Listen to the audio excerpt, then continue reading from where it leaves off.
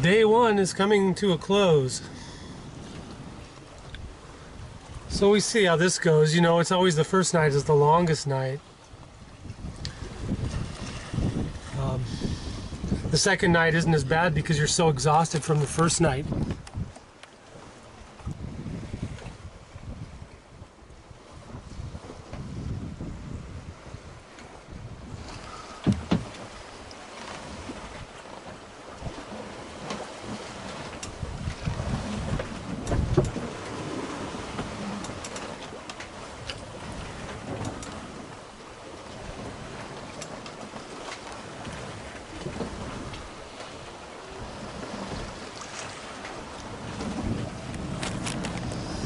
Well, that was a rough night. There wasn't enough wind, you know, to keep the sails full, so I sailed till about 2:30 in the morning, and then I just got so frustrated. I was trying to sleep, but it's so noisy especially when the sails are banging, like the jib won't stay full, so it bangs full, and then it, you know, as we roll, it goes limp, and then bangs full again. Finally, I started the motor at 2:30, and well, we're still motoring. I stopped it for a little while. It's probably 8 in the morning now.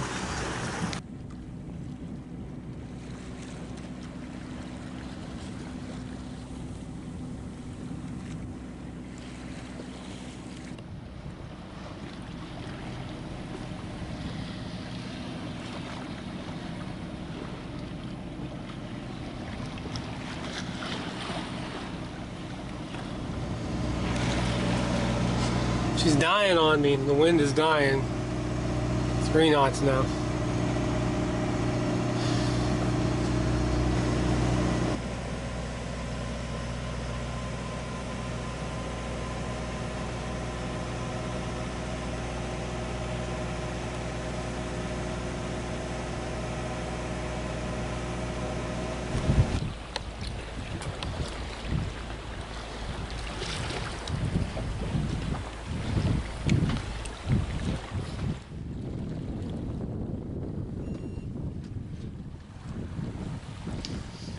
That was weird. Those 2 fishing boats came by.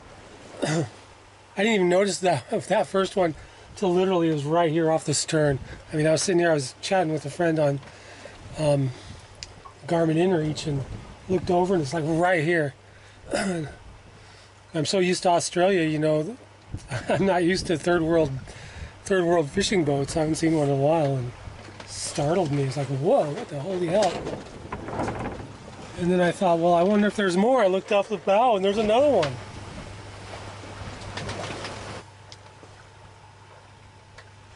I see 3 of them now over there. They're all going the same direction. I don't know if they came by to check me out, or if they just I just happened to be crossing their path, but sure we're close.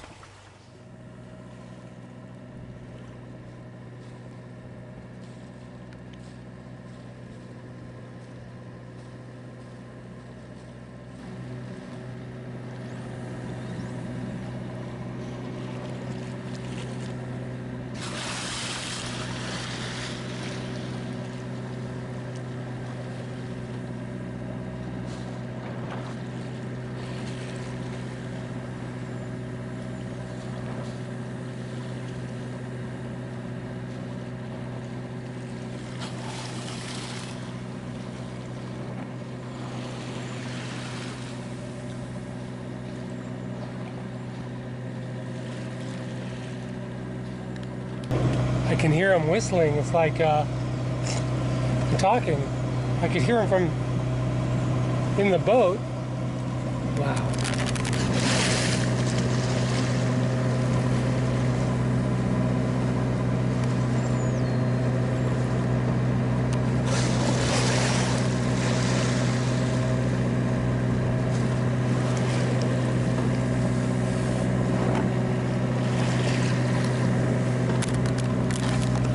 I could hear him from in the boat, and I thought somebody was out here. I was laying down reading, and is there a fisherman out here or something? Because it sounded like somebody was whistling, just, you know, like almost whistling a song. I come out and there's these giant porpoises, or dolphins. I don't know what kind they are, but they're really big. There's a bunch of them.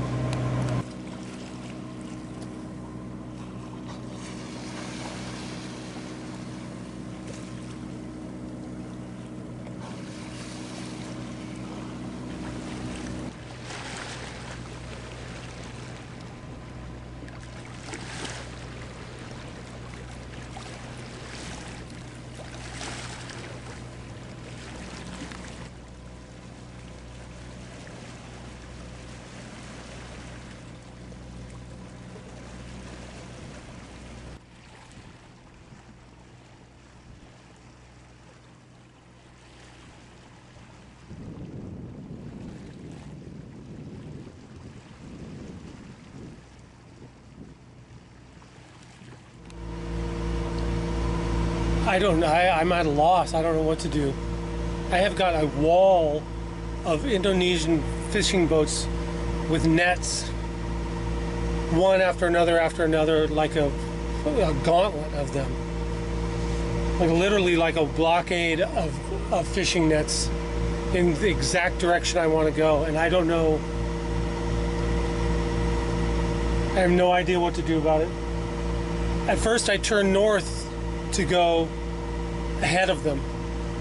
I was going to go up, I could see I could go past them. I was going pretty fast. I was going, you know, almost 7 knots with the current. Current's flying through here. The farther I got, the more there were. I don't know how to get through. I can't, if I just try to go through them, I could very well end up with a net wrapped around my keel or my prop. So I've turned south, hoping that I can let them pass me, like they're going to drift north and I'm going to go south and go around the back side of them. On top of that, it's dead calm. There's not a breath of wind. The ocean is completely flat. But there's fog now, too. I can't even believe this. Look at this.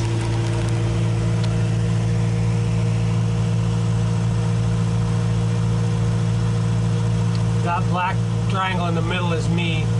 Those green triangles all going the other direction are boats pulling nets. I can only assume that where you see 4 green ones in a row, there's 4. That's one string of net. So I could potentially weave my way through in front of one, behind the other, but who knows, you know. I see a way through the first group, but I don't know about the second group. And I don't know if my way through is actually a way through either. Sorry about the sound, the motor's right here. I can go right in between these. I think that's a split right there in the back end. You see how those are all lined up like they're all together. Those 3, 2, 3. If I get through that one, I think I'm clear. I don't know. This could be the dumbest thing I've ever done. I've turned all my lights on, steaming light, masthead light, anchor light, tricolor light, nav lights, and I've got a torch out here. I put my harness on in case I have to go forward real fast and see if I can see anything. I can't see anything yet, and I'm coming up on these first ones. So I'm getting through, but I hit one of them.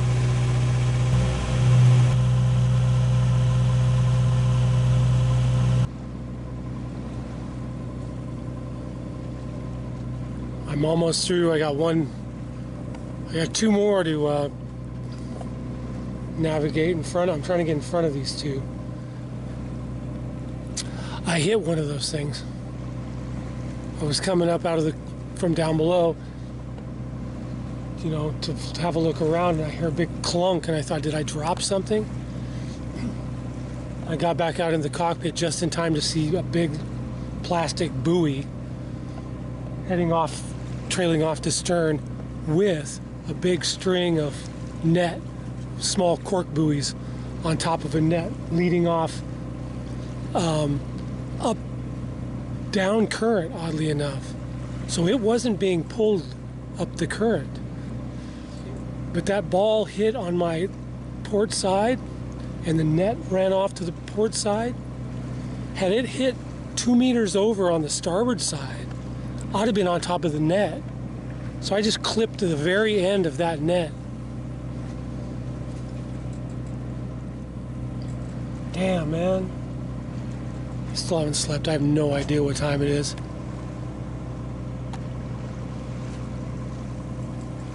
I gotta get through these last two, and then I think I got clear sailing after that.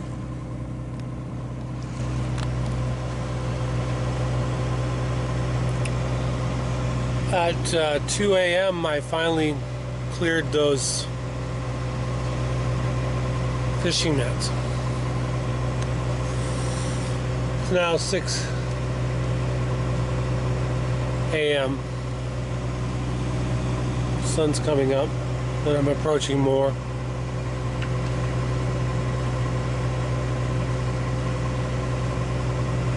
I get up every 45 minutes to an hour and check, you know, around, we'll see what's around me, check the AIS, check the horizon, up the bilge, do all the things, you know. So I've been watching these all night.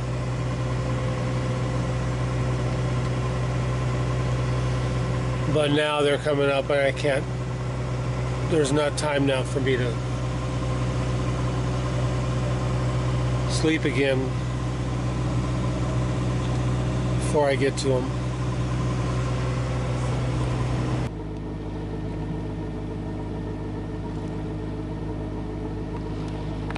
Well, I found it. I can only hope that this fishing boat down here, a mile or so, is the end of this string. I'm right up against it. Fuck, man. Good thing I didn't power through that.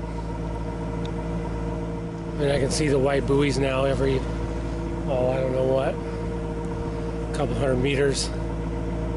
And then those white cork floats, you know, running along the top of the net the whole way. I gotta assume this is the mothership pulling this net up. I can see him pulling net.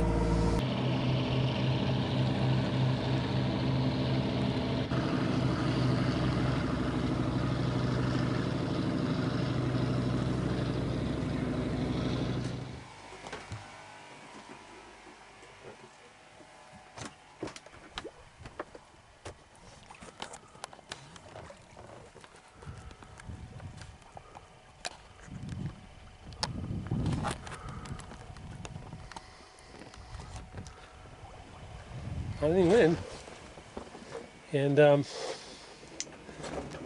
I've decided to wait for it. I burned too much fuel, and I just can't. Based on my calculations, I don't have enough fuel to motor to Tual. So I'm just gonna sit. I got plenty of food and water. I'm just gonna sit. This is what I did in the Pacific. When me and Kendra crossed the Pacific back in 19, we crossed from Panama to the Marquesas. When it was dead in the doldrums, we just sat. I think I ran the engine just a couple times, once to charge the batteries, but we just sat and waited. Of course, the difference there is that, you know, the southeast trades are coming back. You know, eventually. You just got to get through the doldrums and you're going to hit the southeast trades. Here, there's a week of this, and who knows what after that. Could be 30 knots on the nose. I don't know, you know. So that's the difference.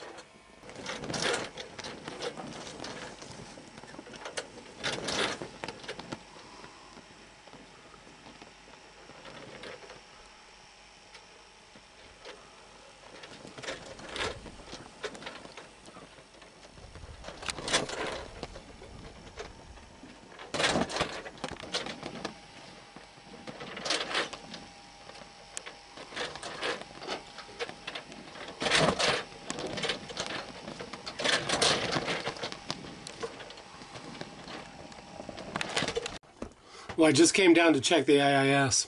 I'm sailing at 1.6 knots. I mean, all day I've just been pretty much becalmed. But it's 5:30 at night, and I just came down to check the AIS. Check this out.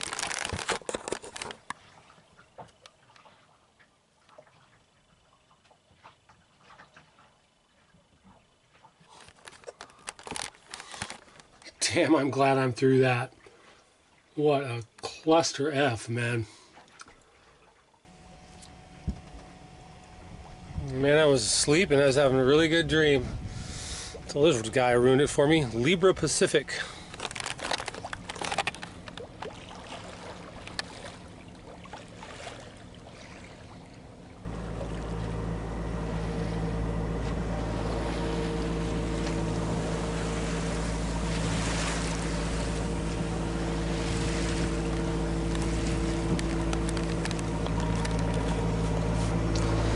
Had squalls through the night, and this morning, last night, there was a lot of lightning during the night. And this morning, I got caught with my pants down. I had all the sails up. I had full sail and full jib up. Genoa was out. And a squall came, and the wind picked up, went from 0 to about 25, and just really, really quickly. As I started to furl some of the jib in, the wind swung around, it caught the back of the jib, backwinded the jib, swung the boat around, and we accidentally jibed. The boom came flying across. The preventer that I had on there was just a little line that was just kind of holding the boom from rattling. It wasn't really preventing the boom from swinging across. So it swung all the way across in a hurry, and it jammed in the cleat, or in the cam cleat on the end of the main sheet traveler and the pulley, and broke that cam, broke that block. I'll try to show it to you, but there's the busted cam. That's the main sheet. So what I'm going to do is I'll run that back over here to the jib sheet winch on the upwind side.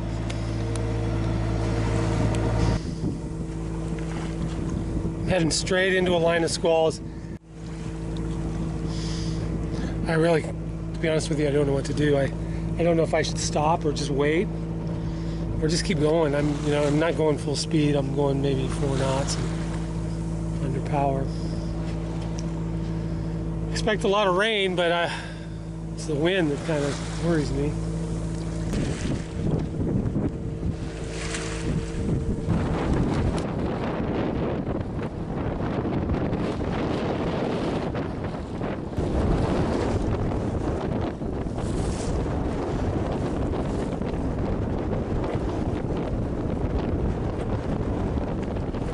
Well, this is the most inefficient use of fuel ever.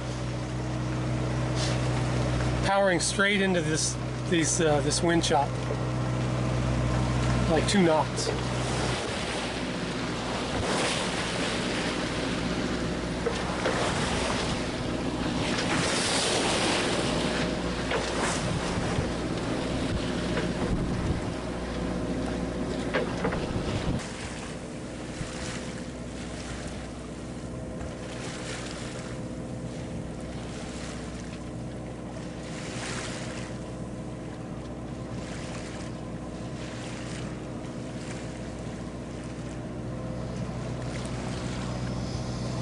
Well, survived another day.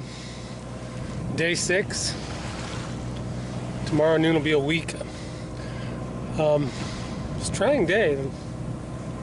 Started out with squalls, and I blew that right off the bat. I got up this morning, and right out of bed, and started putting up sails and raising sails, and the wind picked up, and I didn't even stop to think that was the leading edge of a squall hitting me, not just some good wind to sail to. So I hoisted everything. Pulled out the full Genoa, hoisted the full main, and boom, got slogged with a squall. Dumb.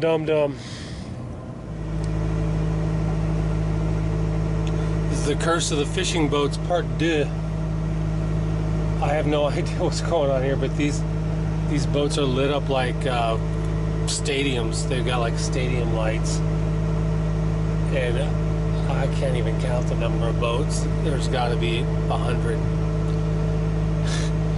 and I'm just kind of just going right through the heart of them here. I don't think they're nets. I have no idea. You won't believe this.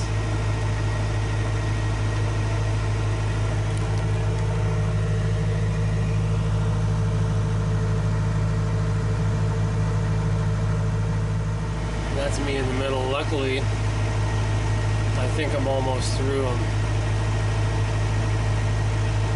Zoom this out to 6 miles.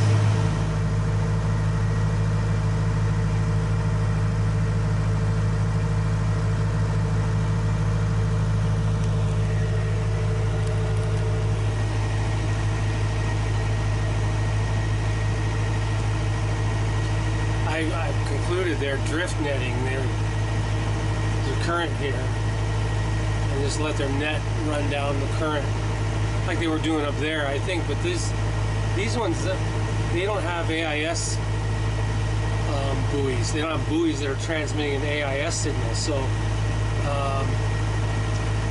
makes me think maybe they're submerged. Maybe they're not floating on the surface.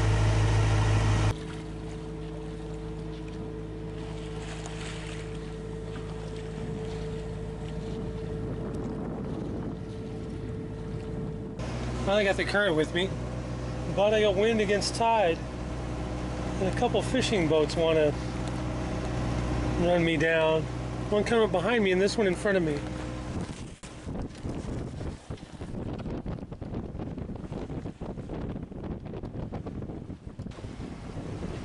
See them all in there?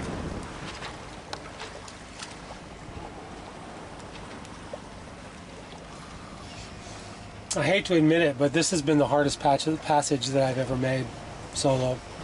Because thinking back last night about all the passages I've made, it hasn't been really that many, you know. I don't know how many miles even. Doesn't matter, but this one has just been brutal. It's between fishing boats, headwinds, no wind, the heat. It's just been really hard. Squalls. And you know, it's not, I don't overstate how hard it was. It's not like I was in any danger or anything, but it's just been tough, you know. It's not easy sailing like the South Pacific. When you get in the trade winds, just set the sails and you just kind of just relax and read and contemplate life. But here, boy, it takes some work, you know.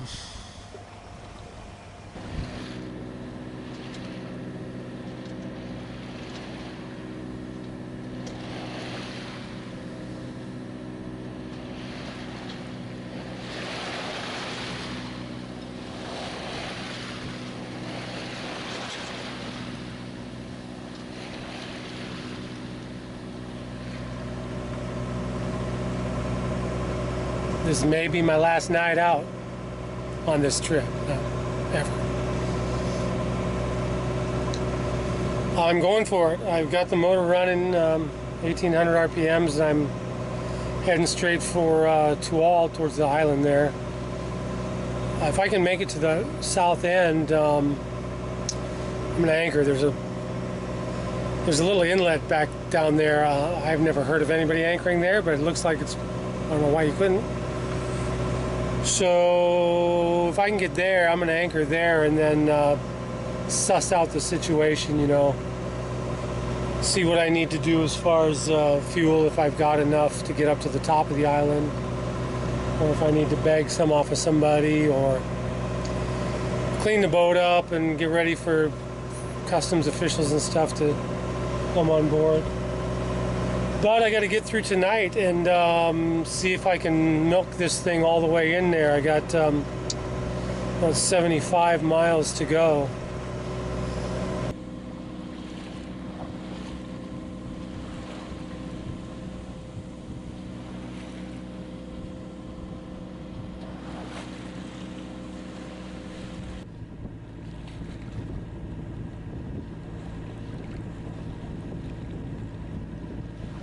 Well, it's about 9:15 in the morning on day 8, and that island right there is that long island that's in front of Tual.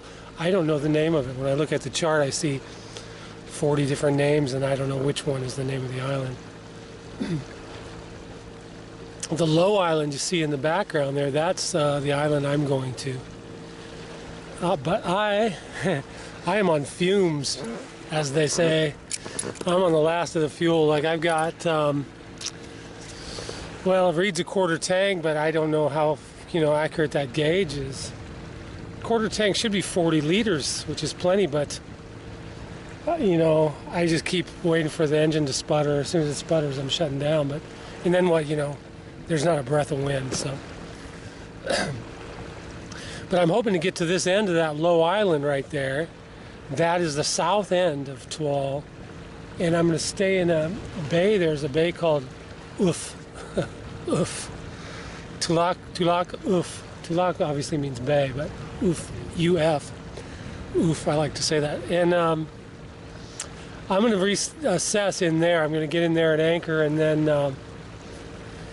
I'll clean up the boat, clean up myself, and just spend the rest of the day figuring out my best plan of action, because it's 30 miles to get up to the top of the island where I need to check in.